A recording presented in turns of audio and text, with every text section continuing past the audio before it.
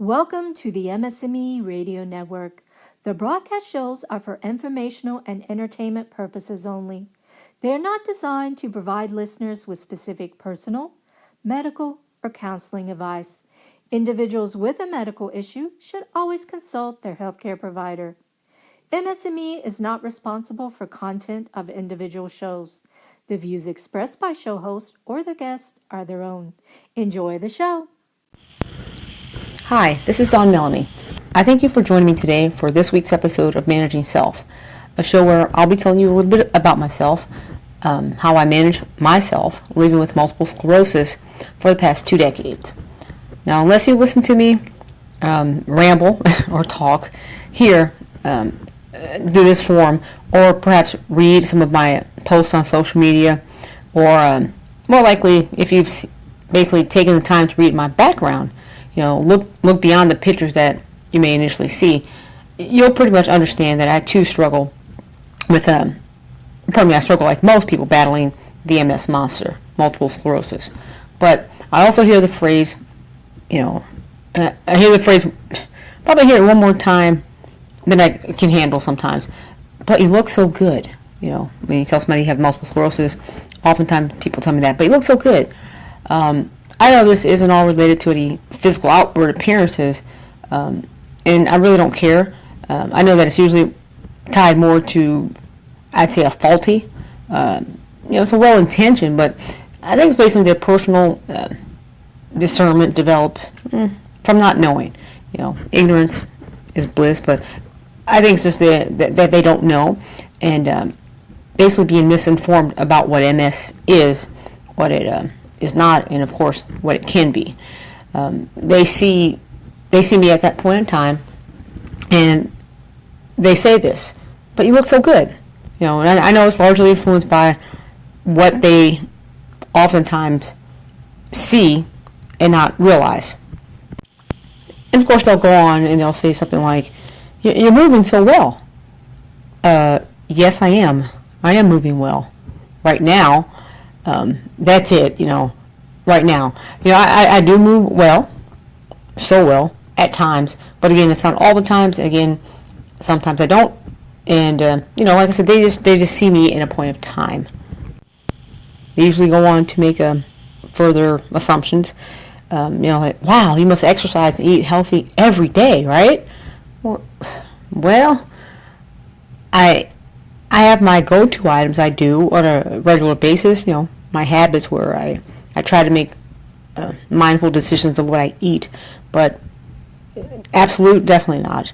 I don't eat healthy all the times. Like I said, I do it, habits, try to eat healthy most of the times, but not 100% of the times because it's not fun. And then things that I do, eating is usually tied to social activities with myself, so it's usually things that I do to mitigate any stress that's present in my life or that I may be faced with.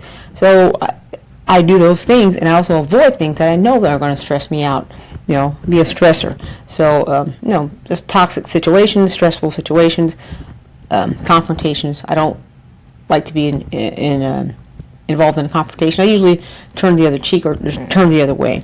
I know that I know that stress can't be eliminated.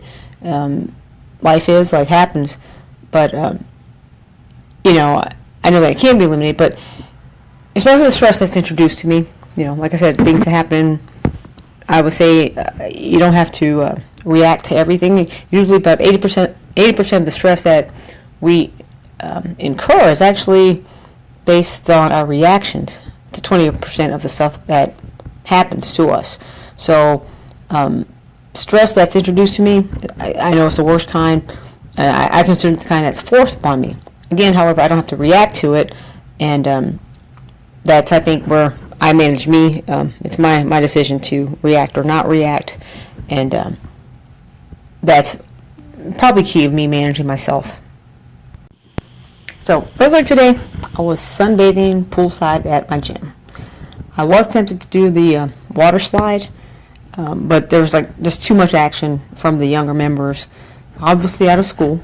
It is summer, And usually that many kids, like, I think it was like a 7-to-1 kids to adult ratio. Usually that many kids would have made me itch. Not literally, but figuratively.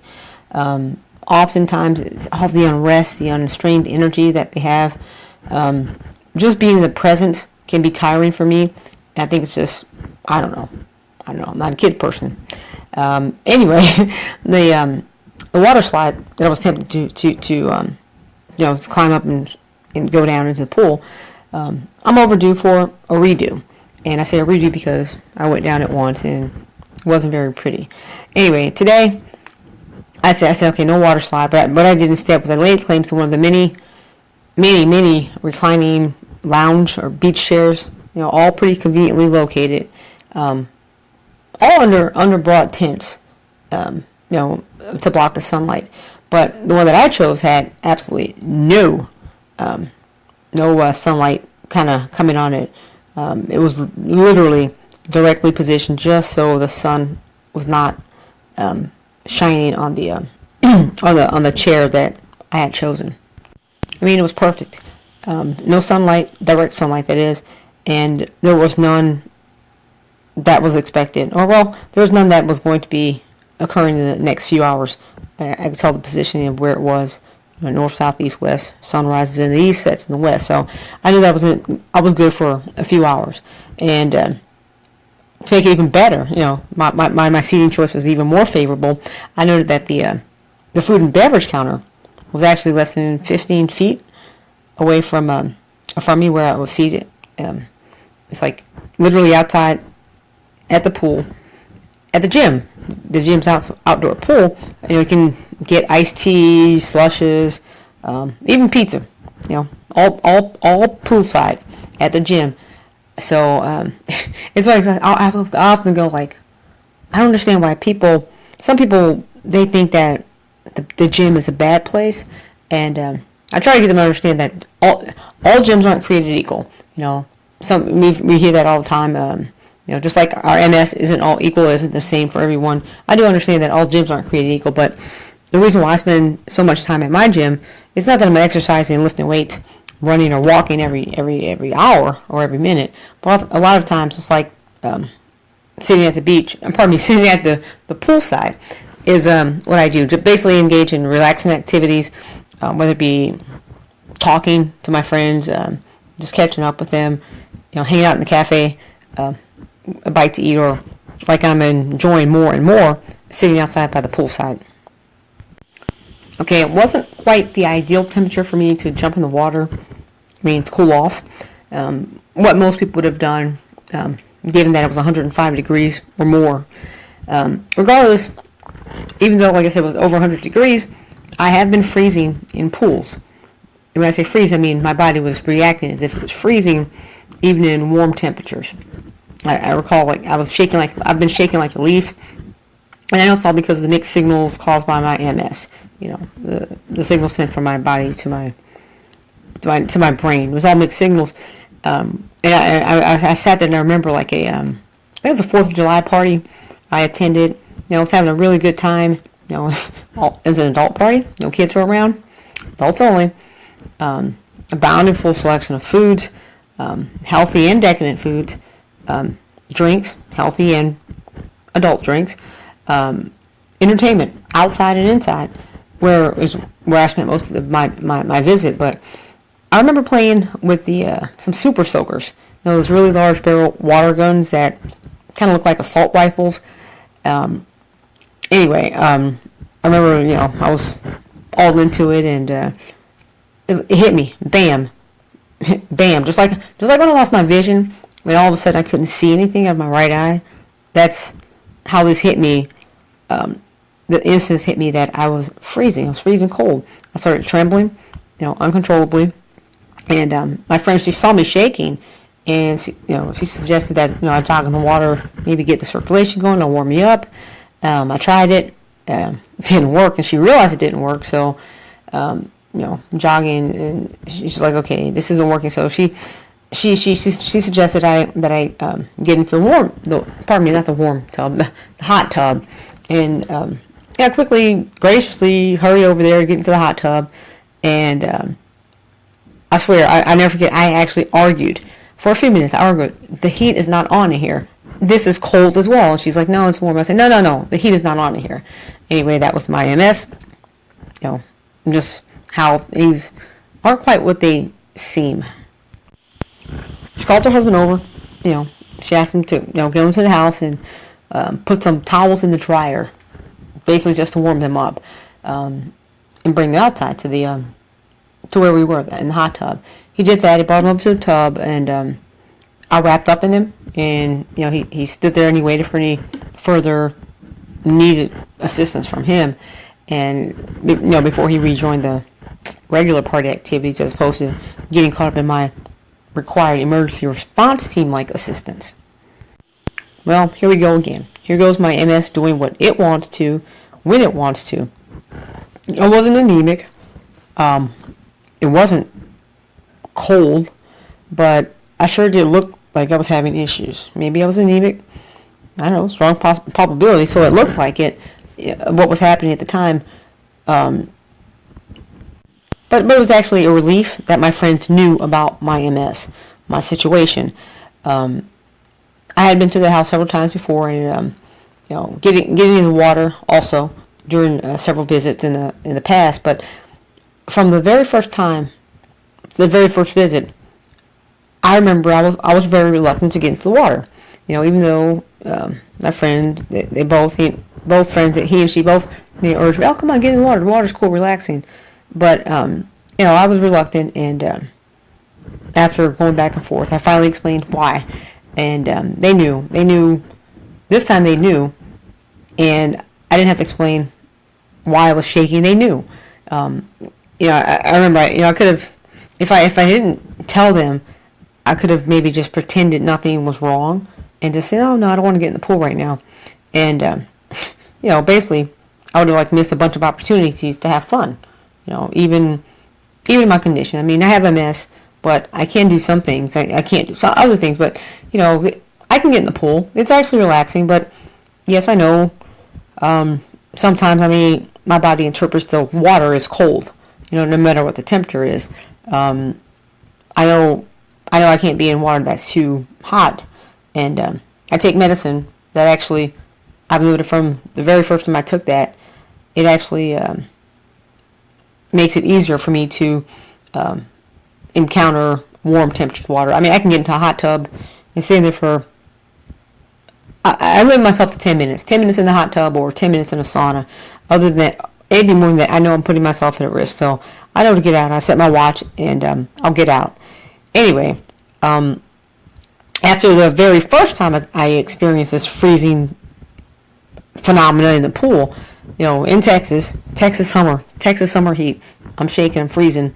The first time it happened, another friend's house, I could have just said, that's it, I give up. I could have just given up on taking any future opportunities to do something that actually is enjoyable to me. Of course, sometimes it's not, but I could just given up and just never said I'll try again. Basically.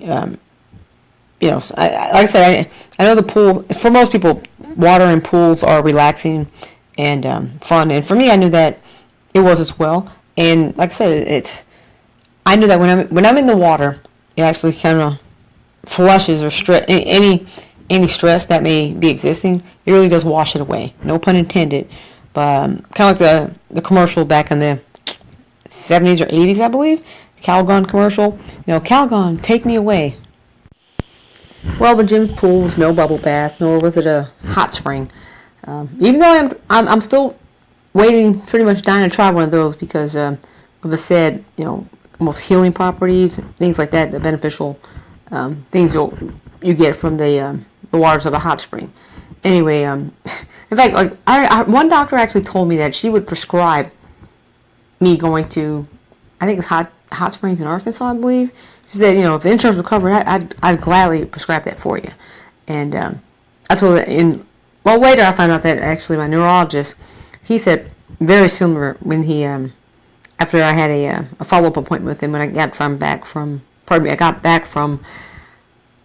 returned, there we go. I returned from a St. Croix visit with a high school friend. it was just, it was surreal, or shall I say, it was, I don't want to say it was unreal, but it was surreal. It was literally like a dream. The peace and the serenity that I felt when I returned home from I think it was 10 days in the Virgin Islands. It was awesome. But the neurologist said the same thing. I wish I could prescribe this for you. Again, back to the slide, the water slide. I wasn't getting in. I wasn't getting in the water. I wasn't getting on the slide. Or was I? Like most challenges I'm presented with by MS, I know what the challenges are eventually. And I may even go on to say, I'll do that. Yeah, I'll do that, come hell or high water. But that's most probably just an impressive sounding, phrase that refers to things that we know are obviously difficult, basically to manage. And like I said, I know what the situations are. Sometimes I don't, but even when I know what they are, and I know that they're difficult to manage, with or without MS, sometimes I may choose to take the challenge. Understand, I can't swim. That is, I can't swim effectively because I can't swim efficiently. I don't have the training under my belt for endurance requirements to swim for any significant amount of time. But I have swim. In fact, I remember, let's see, just after I graduated college, my first year working, 2021, I swam a whole lap in an Olympic-sized pool with no supervision. Why? Because I actually received instruction from a friend, and even though he was trying to tell me do this, do that, pretty much, basically instructions, all the rudiments I needed. I got frustrated with his demands. He's like, do this, do that, and do this when and where. I'm like, you don't tell me when to do things. I mean, it's funny because this is before my MS diagnosis. I'd say, actually it was actually it was just 2 or 3 years before my MS diagnosis. But I knew what I could do, and I couldn't do, and it frustrated me very much, like it does today when people fail to realize that I don't operate the same as they may. So anyway, it frustrated me, and again, I'm like, well, you know what, I may pull this off eventually, but it wasn't going to happen on his timeline or in the order that he demanded. Initially, I thought, okay, really, Dawn, what's the chance of you swimming a lap in a pool? Freestyle, 1, 2, 3, breathe, until you can actually tread water, get across the whole length of the pool. I thought this is going to be highly unlikely, or will it? I was like, well, it's possible, but is it probable? I don't think so. Anyway, I thought it was like, this is going to be like me just going to the beach and finding a message in a bottle. This is going to happen. Probably not. It could, but I don't think it's going to happen. Anyway, like I said, I got the steps, the know-how, the instruction from my friend, and it's funny because he gave me the rudiments. Do this. You have to breathe every, I think, third or so breath, and where my head should be, yada yada yada. You can tell I'm not a swimmer, right? Anyway, he gave me the basics, and this was like, it's so funny because this was before YouTube was around. I know, back in the old days. Actually, yeah, I think internet, the World Wide Web was just being developed. But anyway, before YouTube and all the YouTube instructional videos that we have at hand, like how to do this, how to fix your washing machine if the whatever goes out, I'm like going, I made a decision. I decided. I said, you know what? I would be able to do this. I can swim, no matter what my difficulties, no matter what difficulties I encounter with the swimming. None they may occur, but I can do this. I can swim. I think my efforts, if I give an honest effort, to reach this goal. I can do it. I can overcome any challenges regarding the swimming. That any that I decide that I want to overcome and face, I could. So I tried. Now, technically, a message in a bottle is a form of communication that is printed, typed, or handwritten. Said message is basically sealed in a container, typically a bottle, and released into a conveyance medium, typically a body of water. Messages in bottles have been used many years to send distress messages, and also in scientific studies of the ocean. Like I said, I felt like I had gotten a message in a bottle, and I ran with it. Got the instructions, and I took it. Okay, great. Not knowing how to swim, not swimming at all, it wasn't critical to me. I was like, oh man, I just have to swim. Even though I lived in New Orleans, but I thought chances of me needing to swim, life or death, was rare, very, very slim. So, I know some people say, like, well, why don't you want to? Probably I fell into that old belief, or some people think, the less you care, the happier you are. So if I didn't care about swimming, it's fine. I was happy. Who cares? Well, okay, but I'm going to take this back to me managing myself, me managing my MS. I don't care too much about my monthly infusions. For the past, those are over the past 8 years.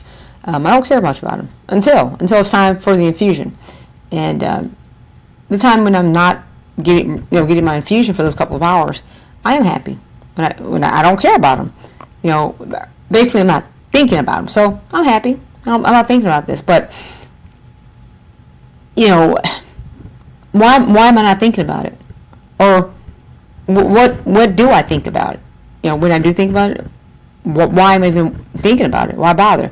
I may, at the time I'm like preparing to get ready to drive over and, get ready to sit for 2 hours, et cetera, and I'm thinking, this may not be as effective next month or this month for me, Nonetheless, I try. I mean, I make an honest effort to get over timely, make all my appointments. I continue to take my prescribed medicine that along with my doctor, we've made a decision that it's a good one for me at this point in time. And I think it's like, similar.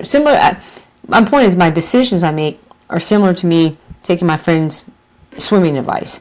I didn't have to take it, but I did. And, eventually I got the outcome that I wanted. I was swimming all by myself. Graham Brown, he said, life is about choices. And this I think this exemplifies just that, of how I had a choice, and I made my choice. And I'm happy with my choice. Every 28 days, I make a mindful choice, a mindful decision to carry out what's important to me for my health.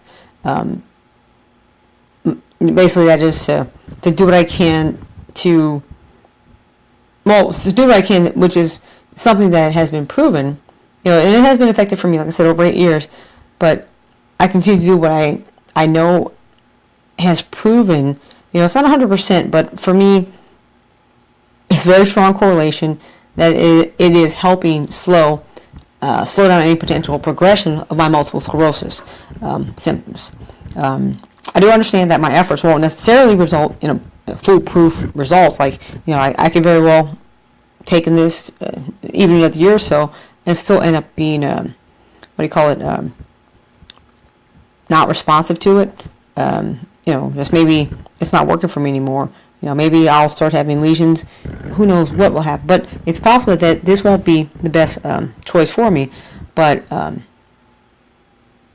it's neither here nor there. Like I said, I do what I know that has proven to be effective for me now, and I stand ready for any unexpected changes. Which often, we have MS. I have MS. I have almost 20 years, and I know just because we do something, we have to be ready for any changes that may come.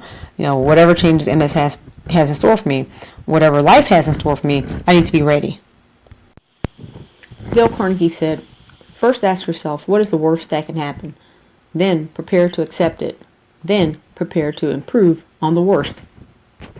As I close this week's episode, I challenge you all to identify and take any opportunities that you have to do just that. It may be a scary situation that you're going through, that you're afraid to face, similar to MS, multiple sclerosis. When I remember getting that diagnosis, and I thought, okay, I'm going to prepare to deal with this. That's my challenge for you to do this upcoming week. My past 19.75 years battling MS has been a smooth road, just like life. But my mom always has told me, I can lie to others. I can even lie to myself. And I know that this term is denial, and not the river in Egypt, but what a man or woman does to deceive a person, even unfortunately to deceive themselves. Remember, our journeys with MS is unlike anyone else, and what symptoms we incur, what triggers the relief, it's all unique. But one thing is the same for us across the board is if we want to be successful in our own version, to be the best version of us as individuals, then we all need to have some strong degree of determination. We should be determined to succeed, not lose focus. That would be the same as focusing on our said disability instead of what matters, our abilities. I'm not claiming MS because words are powerful, but I know my main trigger that will give me, that will probably more than not lead to a flare-up, an MS flare-up for me, is stress. I'm not going to keep my message in a bottle. I'll read it and I'll take action. If I do decide to release it back to sea, it'll be after I've done, my part, and hopefully I'll add something to that, give my perspective, so the next individual can benefit from my experience as well. I don't want to, make the issue worse, the whole MS thing. Don't keep it bottled up. Don't keep the message in the bottle. Don't keep it in the bottle. People say if you love someone, set them free. How true. I think that this means not only other individuals, but I think at most it's important to set ourselves free. Free from keeping anything in, whether it be truth to others, truth to ourselves. It'll relieve a lot of stress and unwarranted stress upon ourselves, and also it'll probably lead to a better relationship with others. Like I said, MS, a lot has to do with stress, so we have to manage ourselves. We can't control other people, and that's, I guess that's the message for this week. Message in a bottle. Don't keep it there. It'll only affect yourselves, not just others, but most importantly, it'll affect yourself. If you love somebody, set them free. Anyway, this is Dawn Melanie, and I do thank you for listening this week, and I do encourage you all to set yourselves free of unbridled stress to yourselves and to others. I hope you will I hope you'll join me next week for another episode. In the meantime, have a blessed week.